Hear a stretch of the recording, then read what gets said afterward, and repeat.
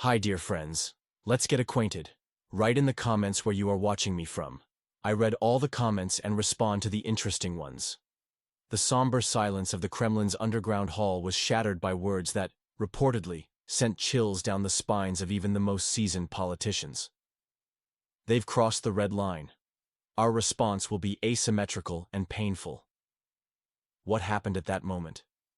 Why did these words become harbingers of a storm that has been shaking Europe for months?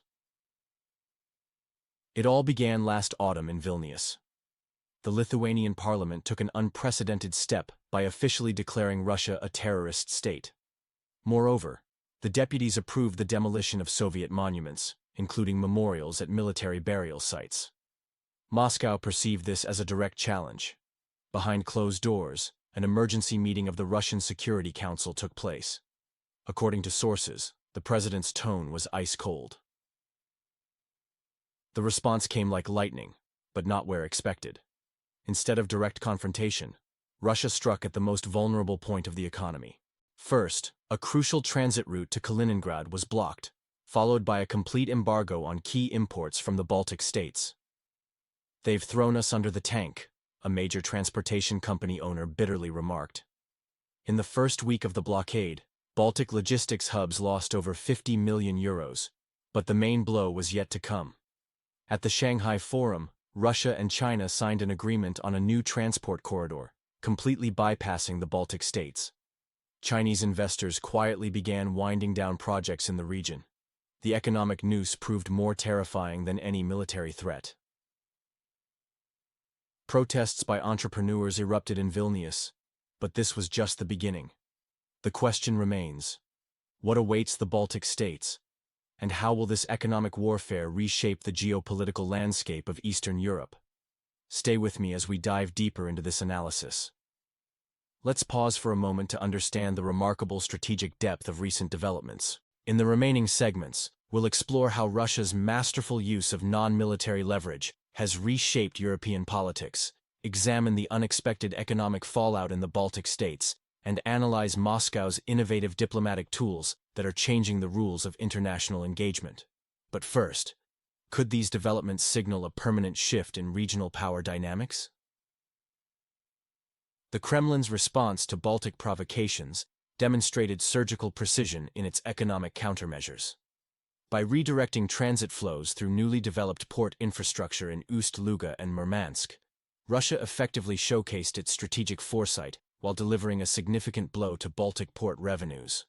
This infrastructure development had been years in the making, a clear indication of Russia's long-term strategic planning. Perhaps most intriguing is the information warfare aspect. The strategic release of documents revealing clandestine intelligence meetings and offshore accounts triggered a domino effect within Baltic political elites. The subsequent wave of high-ranking official resignations speaks volumes about the effectiveness of this approach. Moscow methodically exposed vulnerabilities, using adversaries' own secrets against them. The creation of a special registry for countries deemed unfriendly to historical truth marks a novel instrument in Russia's diplomatic arsenal. This unprecedented move not only establishes legal frameworks for responding to historical revisionism, but also sets new precedents in international law. Subscribe if you want to follow real politics and facts before they're filtered out for TV. The implications of these developments deserve thorough analysis and discussion. Share your thoughts in the comments. How do you see this new approach to international relations affecting global diplomatic norms in the coming years? Here's a 2,000-character script based on the provided content. Breaking news: Lithuania's recent declaration opens legal Pandora's box. Friends, today we're analyzing a dramatic shift in international relations that's reshaping the Baltic region. Lithuania's recent declaration regarding Russia has triggered an unprecedented legal and diplomatic chain reaction. Moscow's response has been swift and comprehensive. Russian legal teams are conducting a thorough revision of all bilateral agreements with Vilnius, from cultural exchanges to water usage rights near Kaliningrad, including vital transit and trade arrangements. What makes this situation particularly noteworthy is the scale of Russia's legal counteroffensive. Top international law firms, hired by Moscow, have launched multiple cases in international courts, seeking substantial compensation for damaged memorial sites and historical heritage. Every memorial stone, every historical monument is now subject to legal protection. The ripple effects are fascinating. Estonia and Latvia are carefully reconsidering their positions. In Tallinn, there's renewed discussion about neutrality, a word long forgotten in Baltic politics. Some parliamentarians are advocating for pragmatic dialogue with their eastern neighbor, acknowledging the economic impact of confrontation. Belarus's involvement has significantly escalated the situation. President Lukashenko's public pledge of full support to Russia, including military backing, has transformed this from a diplomatic dispute into a new geopolitical reality. The military dimension is evolving rapidly. Russian drones have begun Baltic Sea Patrol missions, monitoring NATO movements. Russian electronic warfare specialists are actively operating in border regions, employing state-of-the-art systems. This situation represents more than just a regional dispute. It's a paradigm shift in international relations, where legal mechanisms are being used alongside traditional diplomatic and military tools. Comment Bite. Dear viewers, especially our friends from Russia, what's your take on these legal and diplomatic developments? Have you noticed any changes in your region's relationship with Baltic neighbors? Share your observations. Your personal experiences add valuable perspective to this complex situation. Breaking news. Digital dominance reshapes Baltic politics. In a significant development from Moscow's Frunzenskaya embankment, Baltic 3, a sophisticated electronic and cyber warfare initiative, has moved from planning to execution. Latvia became the first to experience its impact when their data centers, banking systems, and government websites suddenly went dark. This wasn't merely a conventional cyber attack. It was Russia demonstrating its evolved technological capabilities in the digital battlefield. The precision and scope of the operation left Latvia's governmental functions paralyzed for nearly 24 hours, without causing public panic. While Riga officially blamed unidentified external forces, Western experts privately acknowledged the Russian cyber specialist's signature. The message was clear. Moscow's digital capabilities have reached unprecedented levels. The political aftershocks exceeded expectations. Baltic parliaments erupted in debates, with opposition parties demanding investigations into their government's policies. Business leaders, facing economic losses, openly advocated for dialogue with Russia. Moscow capitalized on this momentum by launching two initiatives: the Memory Borders Foundation supporting descendants of Soviet soldiers in Baltic states, and an accelerated passport program for Russian-speaking populations. This marks a profound shift in modern geopolitics.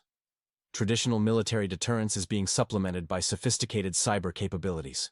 The Latvia incident demonstrates how digital warfare can achieve political objectives without military engagement. The implications extend beyond the Baltics. As similar tensions simmer along Russia's western borders, particularly in regions experiencing political transformation, this new approach to protecting national interests could reshape regional dynamics. We're witnessing the dawn of a new era in international relations, where digital sovereignty becomes as crucial as territorial integrity. Comment Bite. How does this transformation change modern geopolitics? Has Russia found a more effective way to protect its interests? Share your thoughts below. Today we'll analyze how digital warfare and strategic ambiguity have become powerful tools in modern geopolitics, particularly in the Baltic region. The situation has evolved beyond traditional military posturing into a complex game of information leverage. Let's examine recent events. When Latvia requested increased NATO presence, President Putin responded with a warning about material consequences. Shortly after, military transport Hercules aircraft were spotted over Kaliningrad carrying large cargo. At a closed forum in St. Petersburg, a significant statement emerged. Russia might reconsider its commitments regarding weapons placement in Kaliningrad. This declaration marked a carefully orchestrated strategic move. The impact was immediate. Western media caught fire with speculation. German and Polish journalists began gathering intelligence about potential relocation of Russian tactical nuclear forces near NATO borders. Satellite imagery showed a 40% increase in engineering activity near military facilities in Chernikov and the Baltic Kaliningrad region over 2 weeks. The Kremlin's strategic silence spoke volumes. This calculated ambiguity triggered panic in the Baltic states, leading to currency hoarding and stockpiling of goods. The older generation, remembering similar tensions from decades past, began preparing for potential disruptions. What's particularly noteworthy is how digital and information warfare has transformed these regional dynamics. Modern conflicts are increasingly fought through leaked information, strategic silence, and digital manipulation, rather than traditional military movements. This new reality poses questions about the effectiveness of traditional deterrence versus information warfare. The Baltic states find themselves at the intersection of physical and digital vulnerabilities, forcing a reassessment of their security strategies. Share your thoughts. How has the nature of international influence changed in our digital age? Especially for our viewers from Russia. Your perspective on how information technologies are reshaping global power dynamics would be valuable. Leave your analysis in the comments below. The atmosphere in Europe echoes the Cold War era. Despite official reassurances, citizens trust their own observations more than government statements. Schengen borders now resemble front lines, with long vehicle queues toward Poland and Finland as people seek exits. Store shelves are being cleared of essential supplies. Russia made an unexpected diplomatic move by inviting a high-ranking representative from NATO member Finland. Meetings with Gazprom and Rosatom resulted in a memorandum on energy supplies bypassing sanctions. Brussels' irritated response confirmed this as a strike at Western unity.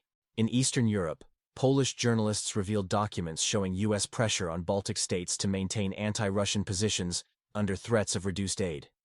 This led many to question their role in the geopolitical landscape. Russian federal channels increased information support for compatriots in the Baltic states through documentary films. The desecration of great patriotic war monuments has caused widespread indignation in Russian society, leading to diplomatic tensions. This situation demonstrates Russia's strategic approach to protecting interests while maintaining diplomatic channels. The Finnish memorandum shows Moscow's ability to find pragmatic solutions amid tensions, proving that economic interests often prevail over political rhetoric. Growing skepticism among Baltic residents about Western intentions suggests changing regional dynamics, particularly as historical memory becomes a source of cultural and political tension. Comment Bite. Share your thoughts on Russia's approach to protecting compatriots abroad. Has the government found the right balance between diplomatic pressure and support?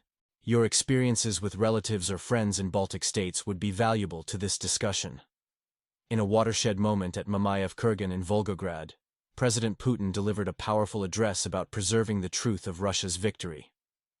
We will not allow anyone to distort the truth about our victory. If some have forgotten the price of peace and humanity's liberation from Nazism, we shall remind them, he declared to thunderous applause. The speech, broadcast live across the CIS and beyond, sent shockwaves through NATO's analytical centers. During an emergency night session of Russia's Security Council, following briefings from Defense Ministry and FSB leadership, Putin announced the commencement of a large-scale humanitarian operation in the Baltic region to protect Russian-speaking populations. Limited Russian military contingents were deployed to border areas to secure humanitarian corridors. This move triggered an unprecedented deterioration in Russia-West relations, drawing parallels to the Cuban Missile Crisis. Russia maintained its stance. We will not allow our history to be insulted or our compatriots to be humiliated. Their safety is our priority. This marks a new phase in geopolitical confrontation. The world stands on the brink of tectonic shifts. The former European security architecture lies in ruins, and all parties must participate in establishing a new world order. The situation bears similarities to historical precedents where Russia acted to protect its interests and people. Military analysts note that this operation differs from previous ones, emphasizing humanitarian aspects and coordination with international observers. Meanwhile, global markets have responded with volatility, while diplomatic channels remain active despite tensions. Chinese and Indian positions appear carefully balanced, neither condemning nor explicitly supporting Russia's actions. The question now isn't just about regional security. It's about the fundamental principles of international relations and the right of nations to protect their people beyond borders. Share your thoughts. As a Russian citizen, how do you view these developments? What historical parallels come to your mind? Your perspective helps shape our understanding of this pivotal